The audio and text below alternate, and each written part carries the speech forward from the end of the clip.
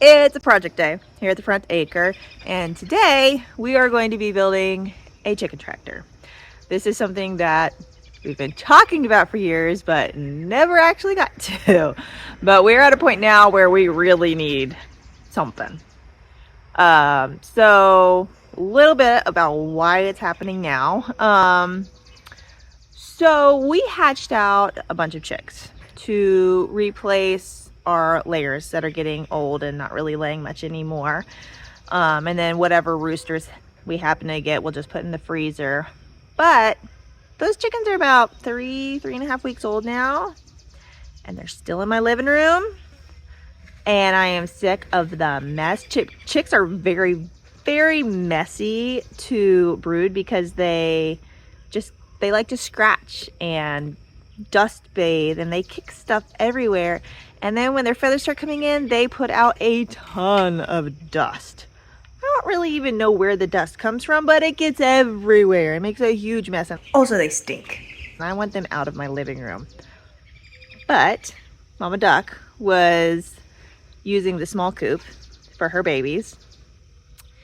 And then we also have the other Mama Duck who is sitting on a nest in the barn, but the chickens like to kick her out of the nest, so we need a way to block her in. And in the past, we have used a small portable fence to keep the under the drop board blocked off for her, but that is currently acting as the brooder for the chicks.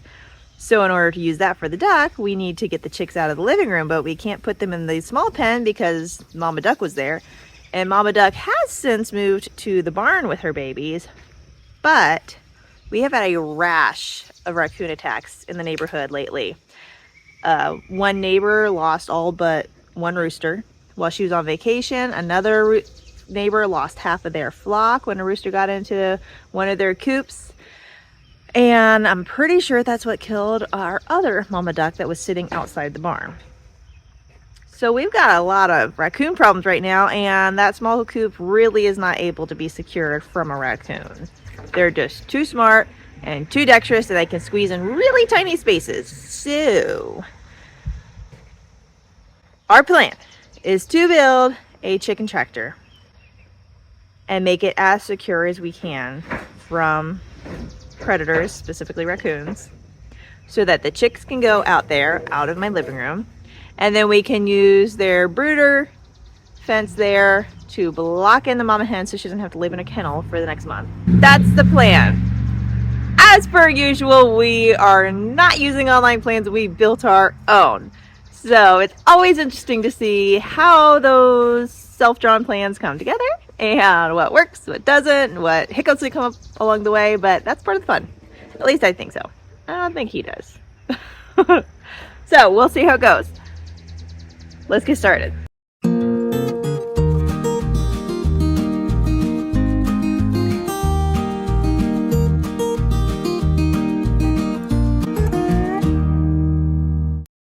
Okay, first things first, we're going to make this base frame over here on the driveway where it's sort of flat, and then we're gonna have to move to the backyard to build the rest because it won't fit through the gate.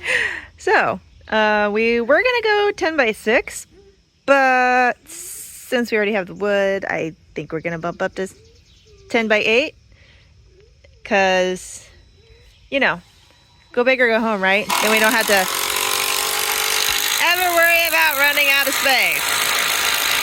We did not take into account that the frame won't fit through the gate either with the Great Barber, so let's be fun.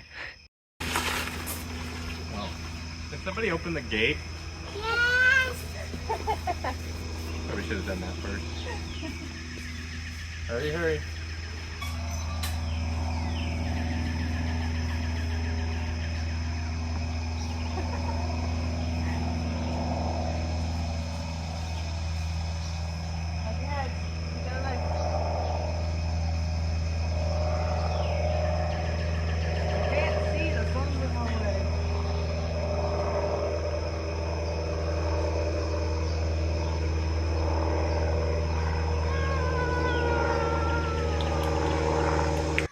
Okay, we got it out here. We even found some shade to work in, which is nice. Now, You know, around here, we are fans of good enough homesteading and using what you have on hand, especially when you forget to purchase certain pieces of hardware. So we're making do with what we got. We also somehow managed to short ourselves a 2x4. So we found a used 2x4 that is from an old pallet that is about the height we need. So that's what we're doing. It's good enough homesteading, right? You coming to help us? Are you coming to help us? You guys are so big. You guys are so big. Hello. Hello. You're such a good goose. You're such a good goose. You gonna be good helpers? You're gonna freak out when we turn on the power tools. I see him. So to start, we are marking the center of our 8-foot side and then affixing as square as we can a 4-foot 2x4 to act as a vertical support for the center of the tractor. And we'll do that on both sides. And then use another 10-foot 2x4 across the top, and that will be our main roof support. This is also where we used our salvaged shelf brackets to secure the top beam to the vertical support. But we would recommend an L bracket.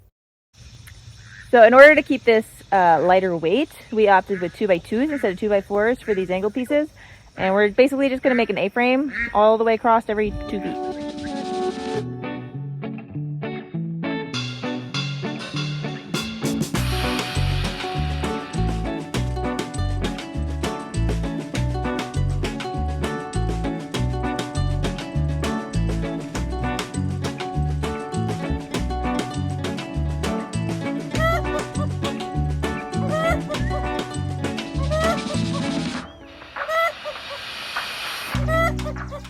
We did decide to use 1x4s for the door frame area, simply because they're wider, so there's more room for the hardware to fit on there, and just to make it a little bit more stable for the door to be attached.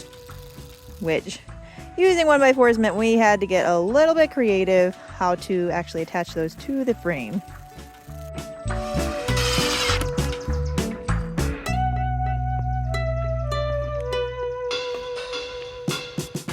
Next up is running wire. We have this, what is that, half-inch coated hardware cloth. It's really overkill, but we had it left over from when we built the quail cage. And so we're going to use it first because it is going to be a lot more predator proof than the 2x3-inch fencing that we actually purchased originally for this project. The reason we purchased that instead of hardware cloth is because it's like half the price. And while a raccoon couldn't get through it, they could reach their hands through, and they're kind of known for reaching their hands in places and tearing your animal's limb from limb. So we're going to go as far as we can with this hardware cloth that we have left over from other projects first. It's going to be rigmarole, all sorts of different colors. It'll be homestead perfect. Now the goal here is to make this predator proof. So we're gonna actually loosen these just a hair so we can get the hardware cloth behind them and secure it to this footer from the inside before we staple up the sides.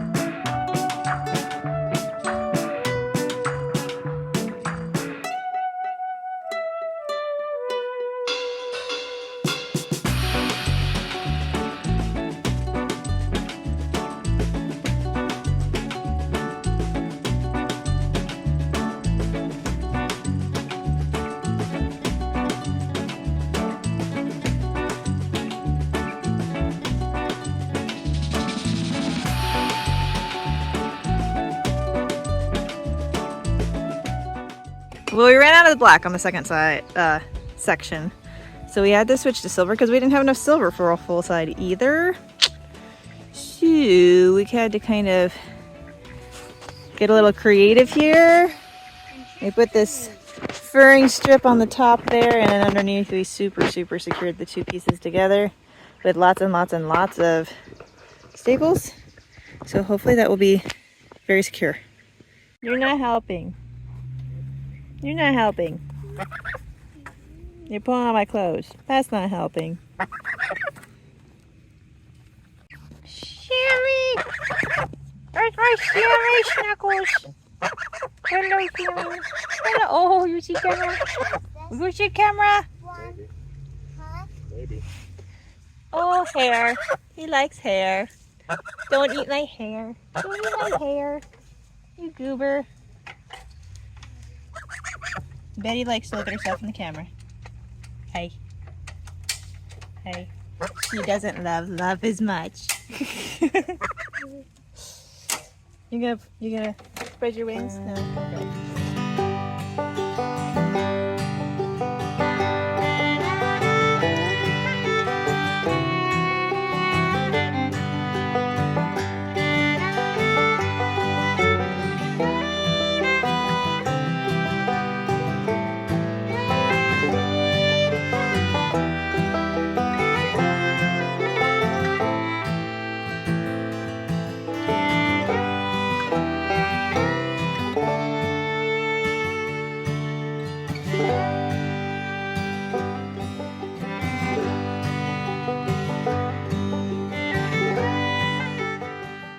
We've got this end wired. We were going to do like a board across here to secure those two strips of fencing like we did on the side there. But instead we decided to go ahead and we got this really heavy gauge wire here that we had on hand and just wired it shut really well. So hopefully that'll be even stronger and do a good job. So remember all that siding that we found buried behind the barn? Yeah, finally putting that to use on our chicken tractor for shelter from the elements. Now, we had thought about changing our original design to put some fencing underneath it just for an added layer of protection, but I don't think we have enough fencing. And we've been kind of looking at it, and I think it'll be okay without it. This stuff like locks together really well, and those vertical bars are only 2 feet apart, so it's pretty tight space there. So hopefully, Lord willing, we'll be okay without the fencing.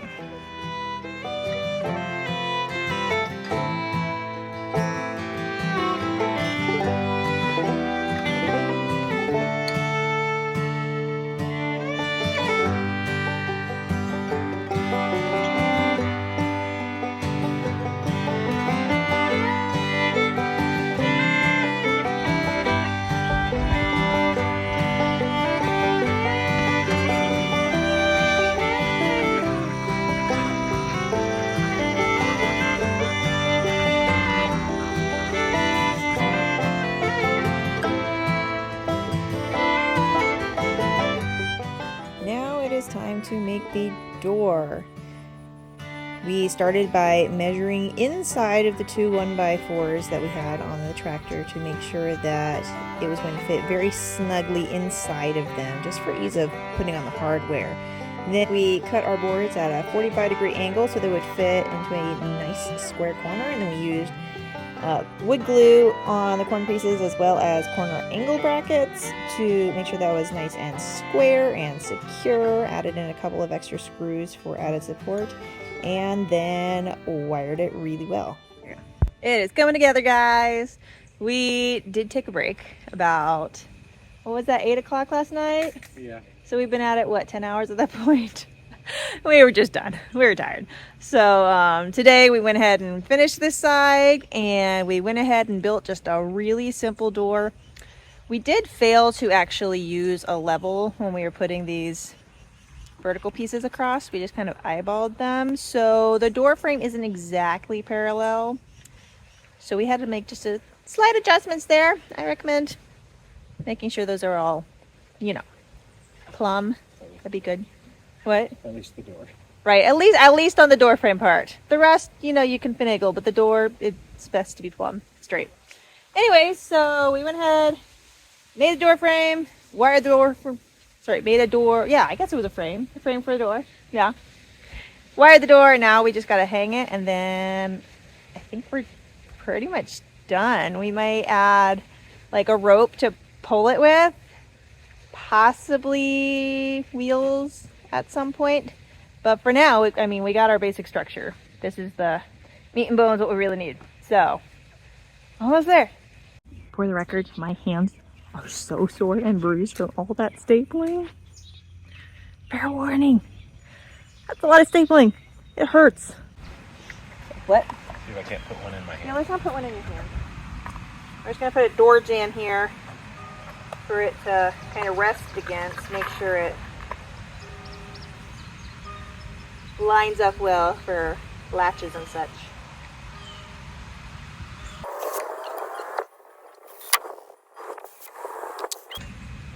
I can hold it on the inside.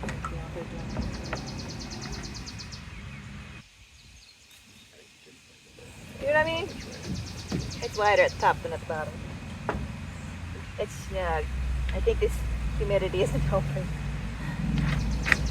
It fit a minute ago. It fit earlier. See, this is where you need to make sure it's plumb. Remember when we started and I said about the little adjustments that you have to make along the way being kind of the fun, interesting part? This is one of those. Life's little adventures. I don't think he enjoys it as much as I do. All right, let's see how we can do this. Hopefully this works.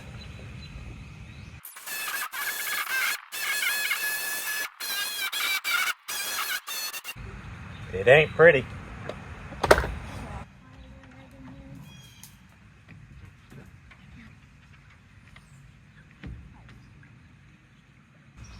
In reality, that was probably my fault because I failed to take off 1/4 inch of my measurements when I was cutting the door sizes. So that one's on me for making the size exact instead of slightly smaller. As it's super humid and rainy today on and off, so I'm sure that swelling of the wood isn't helping, but it's not bad. We're going to use full-size screws instead of the teeny tiny ones that come with the hinges because we don't want them to rip out either from repeated use or from Hungry Coon ripping out trying to pry it open. So in order to do that, we're going to have to make our door frame a little bit thicker where those are. So I'm going to be holding these on the inside while he installs the hinges, and hopefully he'll let me out when we're done. Hinges and latches are not our specialty by any stretch of the imagination. We're actually really bad at them. I'm not in.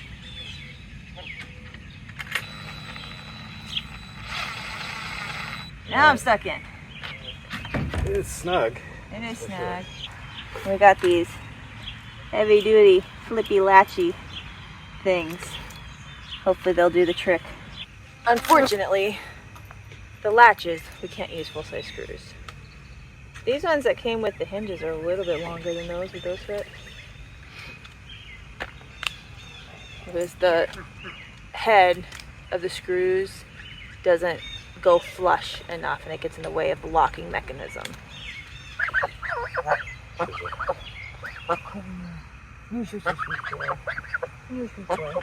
Yes, I know you're looking for my hair. Don't eat my hair. You're a good boy. You're a good boy. Yes, you are. You're a good boy. You know you're supposed to protect those chickens, not chase them, right? Sam doesn't like chickens getting too close to Betty. He protects her. This afternoon, Eleanor was running around with only one of her babies, so I came out to look for the other one, and it was like inside the chicken run, and I'd gotten into the chicken's water trough and couldn't get back out. And so of course I went and, helped it get out of the water trough, and when I picked it up, it started crying. So I reached through the fence and put it on the ground for mommy when she's, running after it as soon as she hears it cry. And The geese saw her running towards me and they came and tried to chase her away to protect me from Mama Duck. It was kind of funny. I'm not really helping much right here. Hey, excuse me, editing Amanda here. Just wanted to tell you one thing that we realized we should have done a little bit differently on this door here. Yeah. If you're building this, we recommend you put the hardware, the latch on the outside and the hinges on the inside. Reason being, reaching up here on this really awkward angle here is a little bit tricky. You kind of tend to lean on this in order to, you know, keep your balance while latching it. Also, children, if your kids are helping, they kind of have to lean against this in order to reach.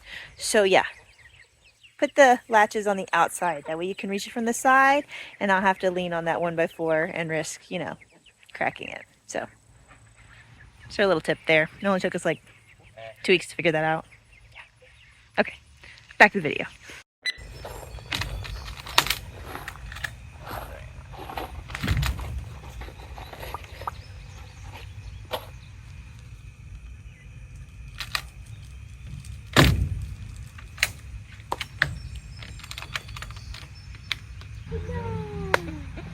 Now the real question is, can I move it? No, you don't. You don't think so? Not easily. Only one way to find out. Okay, see if I can heave this up. Hurt my back. Alright. Ideally, every day you'll be moving it one length, so let's go for that. 10 feet. Okay. Getting your fingers under it might be the trickiest part. Yeah.